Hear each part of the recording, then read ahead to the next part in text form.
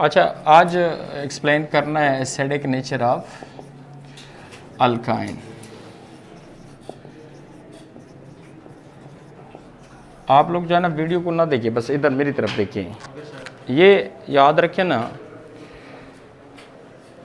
कि कोई भी आपसे पूछे कि यार बताए कौन सा एसिड स्ट्रांग है और कौन सा एसिड वीक है, मतलब ये चीज़ आपको कैसे पता चलेगा which one acid is strong और which one acid is week.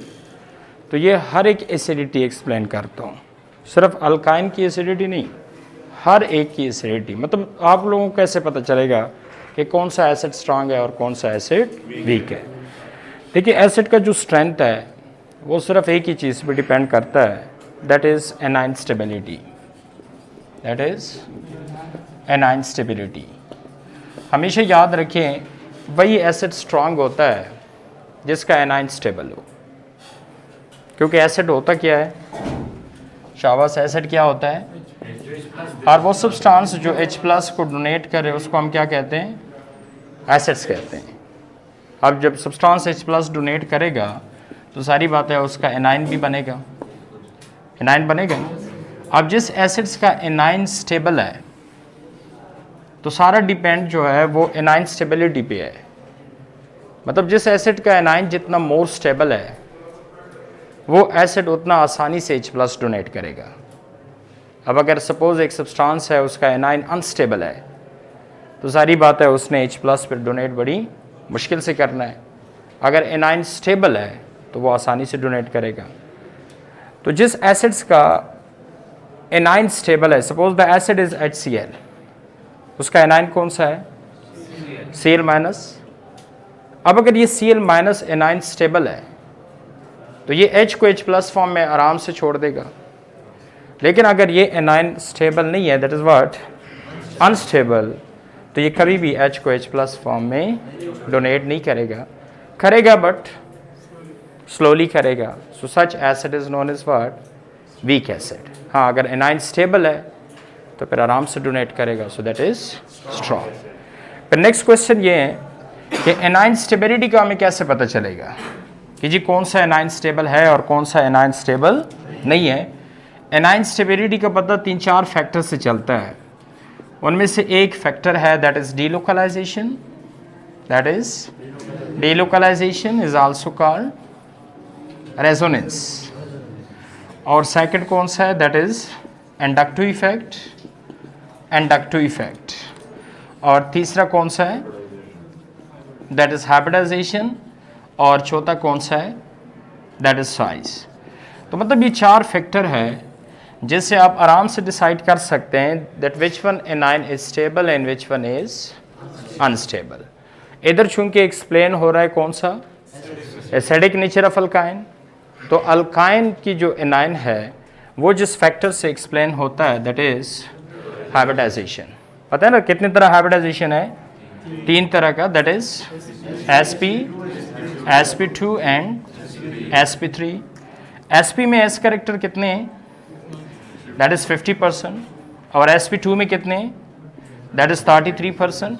और sp3 में कितने हैं, दैट इज 25%। सो कौन से हाइब्रिडाइजेशन में s कैरेक्टर ज़्यादा है, that is sp, that is how much, that is 50%। More s character means electron is more close to the nucleus. More s character means electron is more close to the nucleus. देखिए ना कितने सब shell है, 4 सब shell है। पहले shell में कौन सा है, ओनली s, दूसरे में sp, तीसरे में spd और चौथे में spdf। तो कौन सा सब शेल न्यूक्लियस के करीब है, दैट इज s। दूसरे नंबर पे p, then d, then so more close subshell to the nucleus is s. So more s character means electron is more close to the, so जब electron nucleus के ज़्यादा करीब है तो सारी बात है इलेक्ट्रॉन क्या होंगे, स्टेबल होंगे, खुश होंगे। And less s character means electron is away from the nucleus. तो जब इलेक्ट्रॉन न्यूक्लियस से दूर है तो सारी बात है इलेक्ट्रॉन स्टेबल नहीं होंगे, इलेक्ट्रॉन क्या होंगे, अनस्टेबल होंगे। देखिए हमने तो क्या एक्सप्लेन करना है, हमने तो देखना है कि जी एनाइन स्टेबल है या स्टेबल नहीं है। अब एनाइन की स्टेबिलिटी क्या है? एनाइन की स्टेबिलिटी ये है कि जितना इलेक्ट्रॉन न्यूक्लियस के क्या हो, जितना इलेक्ट्रॉन न्यूक्लियस के करीब हो। अब अगर हाइब्रिडाइजेशन sp है तो उसमें s कैरेक्टर कितने हैं? 50%। तो इट्स मीन्स कि इसके इलेक्ट्रॉन न्यूक्लियस के ज़्यादा करीब है। तो जब ज़्यादा करीब है तो इलेक्ट्रॉन क्या होंगे? स्टेबल होंगे। सो एनाइन इज़ व्हाट? स्टेबल। सो जब एनाइन स्टेबल है तो वो अगर H को H+ फॉर्म में डोनेट करे भी तो कोई फ़र्क नहीं पड़ेगा। देखिए, अगर जाने के बाद आप पे फ़र्क पड़ता है, सपोज़ एक बंदा जा रहा है आपसे, उसके जाने से आप पे फ़र्क पड़ता है, तो कभी भी आप उसको जाने नहीं देंगे। माँ के जाने से फ़र्क पड़ता ही नहीं पड़ता, तो कभी भी कोई भी बंदा अपने माँ को जाने, अगर फ़र्क नहीं पड़ता किसी के जाने से, तो वो अगर चला भी जाए तो कोई फ़र्क नहीं पड़ता। लेकिन अगर जाने से फ़र्क पड़ जाता है तो फिर जारी बात है आप उसको जाने। तो इसी तरह same in the case hair, अगर एसिड ने H+ डोनेट करना है, जारी बात है एसिड होता है ऐसे सब्सटेंस है जो H+ डोनेट करे, तो H+ डोनेशन के बाद क्या बनना है? एनाइन बनना है। अगर एनाइन पे फ़र्क पड़ा है H+ जाने के बाद, मतलब वो अनस्टेबल है, तो कभी भी वो एनाइन H को H+ फॉर्म में जाने, so that is weak acid. लेकिन अगर उस एनाइन पे H+ के जाने का फ़र्क नहीं पड़ता, तो सारी बात है वो H+ आसानी से डोनेट कर लेगा। So the acid will what? The acid will strong. सो मतलब एनाइन स्टेबिलिटी वो फैक्टर है जिससे आप इजीली मालूम कर सकते हैं that which one acid is strong and which one acid is. अब एनाइन स्टेबिलिटी का पता कैसे चलेगा? वो तो बहुत सारे फैक्टर है जो एनाइन स्टेबिलिटी एक्सप्लेन करता है इन डिफरेंट एसिड। जैसे कार्बोक्सिलिक एसिड है, आपको पता है, उधर एनाइन स्टेबिलिटी हम किस चीज़ से एक्सप्लेन करते हैं? दैट इज डीलोकलाइजेशन, क्योंकि कार्बोक्सिलिक एसिड का एनाइन जो है दे आर डीलोकलाइज। इस तरह जो फिनोल एसिडिक नेचर हम एक्सप्लेन कर रहे थे, तो वहाँ पे एनाइन स्टेबिलिटी भी किस चीज़ से एक्सप्लेन हुई थी? बाय डीलोकलाइजेशन से, दैट इज रेजोनेंस। लेकिन इंडक्टिव इफेक्ट भी एक फैक्टर है जो एनाइन स्टेबिलिटी एक्सप्लेन करता है। लेकिन एक फैक्टर कौन सा है? तो एसिडिक नेचर ऑफ अल्काइन में कौन सा फैक्टर हम इस्तेमाल करेंगे एनाइन स्टेबिलिटी के लिए? That is hybridization. So which one atom is stable, sorry which one anion is, all those anion will stable anion जो sp हाइब्रिडाइज्ड हो। क्यों? क्योंकि sp हाइब्रिडाइजेशन में s कैरेक्टर क्या होते हैं? ज़्यादा होते हैं। तो s कैरेक्टर ज़्यादा का मतलब है electron is more close to the nucleus, so वो क्या होगा? स्टेबल होगा। अब फॉर एग्जांपल एक कार्बन कंपाउंड है दैट इज अल्केन। क्या नाम है? अल्केन। अल्केन का कार्बन कौन सा हाइब्रिडाइज्ड है? That is sp3। अल्केन का कार्बन sp3 हाइब्रिडाइज्ड है। सो इसमें s कैरेक्टर कितने होंगे? 25%। कैसे पता चला अल्केन का कार्बन sp3 हाइब्रिडाइज्ड है? एक सिंपल रूल है, that is x + e rule. Number of atom at each and number of lone pair of electron वो जमा कर ले। If it is 4 so that is sp3, if it is 3 so sp2, if it is 2 then sp। या second आपको एक rule पता है, that is sigma bond plus lone electron. Sigma bond plus, या तो sigma bond plus lone plus कर दें, या फिर number of atom plus lone plus कर दें। If it is 4 so it is sp3, if it is 3 so sp2, if it is 2 then sp। लेकिन alkane का कार्बन आपको पता है कौन सा है? sp3 है। तो इसमें s कैरेक्टर कितने हैं? 25% है। लेकिन अल्कीन का कार्बन कौन सा है? अल्कीन का carbon that is sp2, so s character how much? That is 33%। और अल्काइन का कार्बन कौन सा है? दैट इज sp, सो उसमें s कैरेक्टर कितने? 25%। तो किस में s कैरेक्टर ज्यादा है? Sorry that is 50%। तो किस में s कैरेक्टर ज्यादा है? अल्काइन में। सो अगर अल्काइन वाला कार्बन, ये देखिए, अल्काइन वाला कार्बन एक हाइड्रोजन्स को छोड़ भी दे H+ की शक्ल में, तो क्या बनेगा? एनाइन तो बनेगा। लेकिन ये एनाइन स्टेबल है। क्यों स्टेबल है? क्योंकि ये कौन सा कार्बन है? That is sp hybridized. sp hybridized है। सो इसमें s कैरेक्टर कितने? 50%, दैट इज मोर। तो ये इलेक्ट्रॉन कार्बन की न्यूक्लियस के क्या होंगे? करीब होंगे। सो जब इलेक्ट्रॉन न्यूक्लियस के करीब है तो ये इलेक्ट्रॉन जारी बात है क्या होंगे? स्टेबल होंगे। सो इसके जाने से इस पर कोई फ़र्क नहीं पढ़ने वाला। इसलिए हमेशा याद रखें अल्काइन का जो कार्बन है ये H को H+ फॉर्म में डोनेट कर सकता है। वजह क्योंकि जो एनाइन बनना है, जिस कार्बन ने एनाइन बनना है, they are stable, they are, वो एनाइन फॉर्म में ही स्टेबल है। जारी बात है वो पहली तरह स्टेबल तो नहीं होगा, चार्ज आ गया तो अनस्टेबल तो होगा, लेकिन उस तरह अनस्टेबल नहीं है, ये एनाइनिक फॉर्म में भी स्टेबल है। उसकी स्टेबिलिटी की वजह क्या है? क्योंकि इसका कार्बन sp हाइब्रिडाइज्ड है। sp में क्या है? s कैरेक्टर ज्यादा है, सो इलेक्ट्रॉन कार्बन की न्यूक्लियस की क्या होंगे? पास होंगे। जब क्लोज होंगे तो अट्रैक्शन ज्यादा होगी, तो एनाइन क्या है? स्टेबल है। इसलिए अगर अल्काइन का कार्बन H को H+ फॉर्म में डोनेट कर भी दे तो इसकी स्टेबिलिटी पे इतना फर्क नहीं पड़ रहा, सो ये कर रहा है donate. So that's why alkyne show what? Acidic nature. कौन सा नेचर शो करता है? लेकिन अल्कीन वाला कार्बन क्या H को H+ फॉर्म में डोनेट कर सकता है? देखिए सपोज उसने डोनेट कर दिया, अल्कीन वाले कार्बन ने H को H+ फॉर्म में डोनेट कर दिया, सो कौन सा चार्ज आएगा?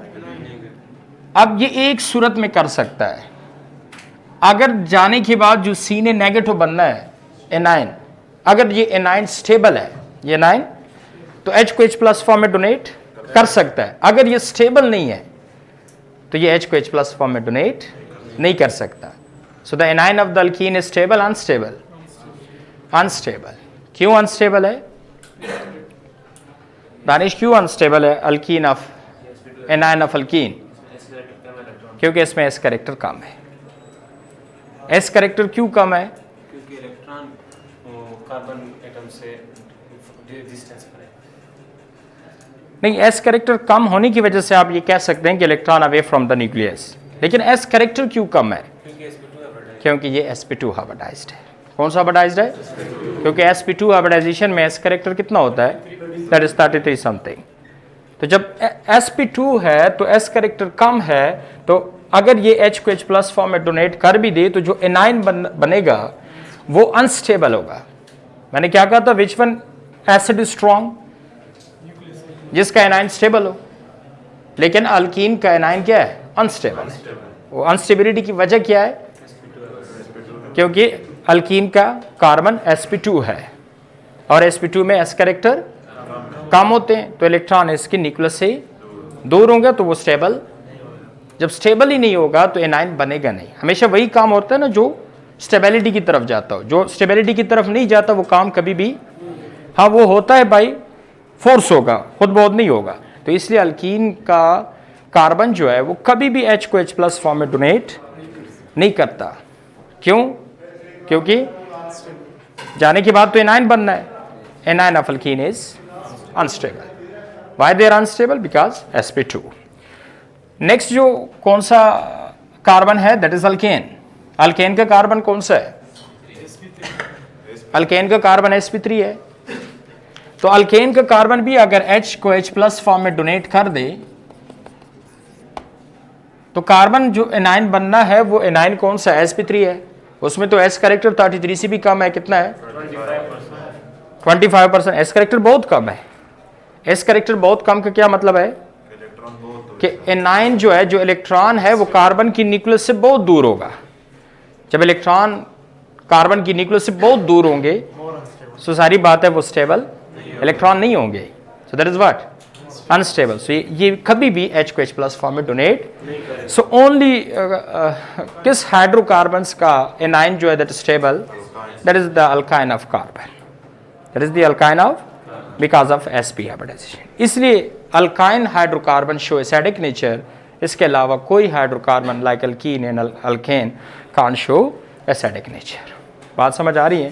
फिर नेक्स्ट जो है आप एक दो रिएक्शन लिख दें, लेकिन ऐसे रिएक्शन लिख दें जिसमें ये बात साबित हो रही हो कि वाकई अल्काइन जो है वो H को H+ फॉर्म में डोनेट कर रहा है। कोई ऐसा एक दो रिएक्शन लिखी जिससे ये बात साबित हो रही हो कि वाकई अल्काइन का कार्बन H को H+ फॉर्म में डोनेट कर रहा है। तो ये कौन सा नेचर हुआ? पे एसिडिक नेचर हुआ ना। वो एक दो रिएक्शन लिख दे। तो वो एक दो रिएक्शन आप कौन से लिख सकते हैं? लाइक फॉर एग्जांपल एक अल्काइन को रिएक्ट कर दे किसके साथ? अल्काइन को रिएक्ट कर दे सोडियम के साथ।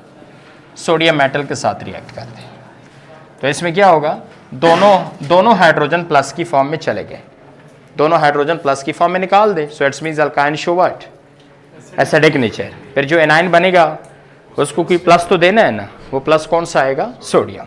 मतलब H की जगह, किसकी जगह, H की जगह दोनों H चले गए, उसकी जगह Na प्लस आया, उसकी जगह क्या आया, हाँ वो जो दो H प्लस चले गए, एक H प्लस को भी सोडियम ने इलेक्ट्रॉन दे दिया, ये देखिए एक H प्लस को भी जो इलेक्ट्रॉन सोडियम से लॉस होगा, और दूसरे Na प्लस को भी H प्लस को भी किसने इलेक्ट्रॉन दे दिया, सोडियम ने। सोडियम जो दो मेटल है, दो इलेक्ट्रॉन डोनेट करेगा, एक के पास आ जाएगा, दूसरे के पास आ जाएगा, इसके पास एक इलेक्ट्रॉन, इसके पास भी एक इलेक्ट्रॉन, दोनों मिलके क्या बन जाएगा, H2 बन जाएगा, दोनों मिलके H2 बन जाएगा। हाँ, जो सोडियम इलेक्ट्रॉन देने के बाद जो Na प्लस बनेगा वो Na प्लस कॉन्स्टेबल होगा, वो इस एनाइन के साथ एक आ जाएगा और दूसरे एनाइन के साथ भी।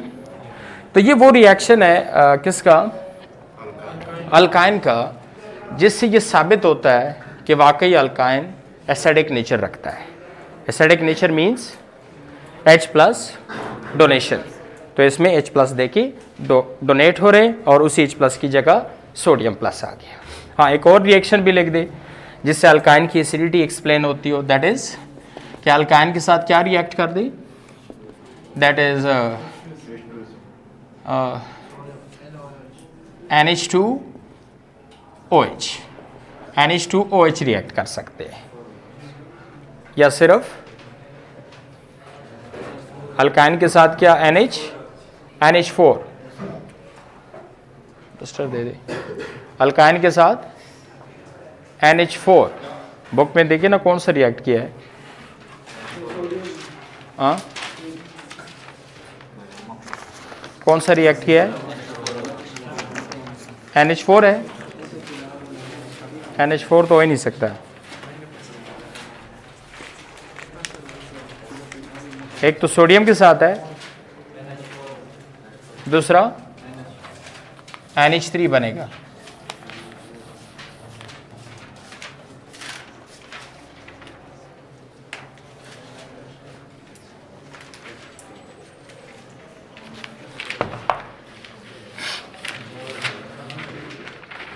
NaNH2,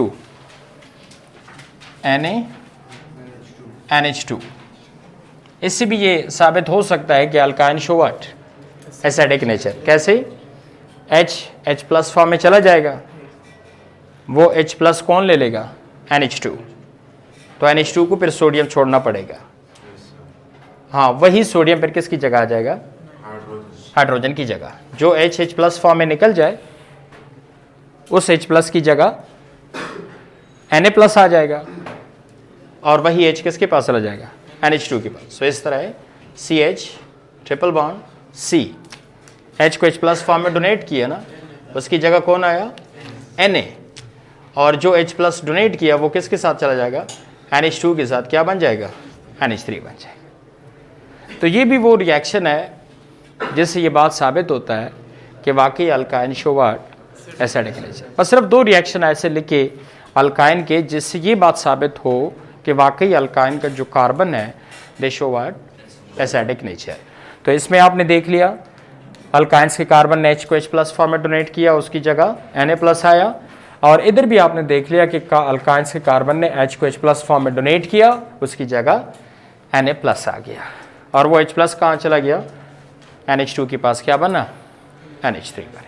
हाँ, एक दो रिएक्शन और भी है जिससे ये साबित होता है Cu2Cl2 के साथ प्लस NH4OH, और सिर्फ आपको दो रिएक्शन आते हो जिससे एसिडिटी ऑफ अल्काइन क्या होता हो, साबित होता हो।